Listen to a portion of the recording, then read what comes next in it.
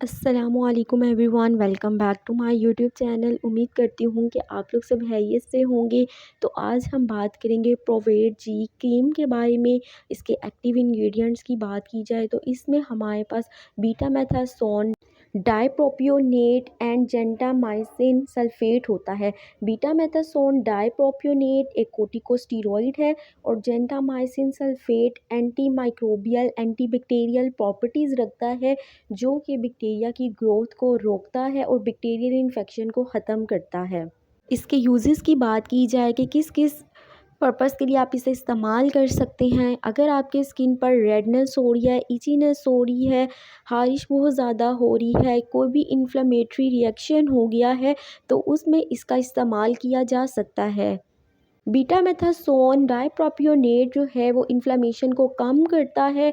इसके अलावा अगर आपको कोई इन्फेक्शन हो गया, बैक्टीरियल है वो भी, तो जेंटामाइसिन सल्फेट जो है उस बैक्टीरियल इन्फेक्शन को ख़त्म करता है। और आपकी स्किन पर अगर स्वेलिंग हो गया तो उसके लिए भी आप इसे इस्तेमाल कर सकते हैं। क्या आप इसे एक्ने के लिए इस्तेमाल कर सकते हैं? तो आप इसे एक्ने के लिए इस्तेमाल नहीं कर सकते हैं, ये आपकी एक्ने को और ज़्यादा वर्स कर सकती है। जब भी यूज़ करें अपने डॉक्टर की हदायत के मुताबिक इस्तेमाल करें। इसकी प्राइस की बात की जाए तो बहुत रीज़नेबल प्राइस है, ऑलमोस्ट 85 रुपीज़ में पाकिस्तानी प्राइस है। ये आपको किसी भी फार्मेसी शॉप से मिल जाएगी। इसके साइड इफ़ेक्ट्स की बात की जाए तो अगर आपको बर्निंग, इचीनेस, इन्फ्लेमेशन और ज़्यादा हो रही है तो आप इसका इस्तेमाल ना करें। इसका तरीका इस्तेमाल की बात की जाए तो आपने इसकी पी साइज़ अमाउंट में क्रीम लेनी है और इफ़ेक्टेड एरिया पर लगा लेनी है।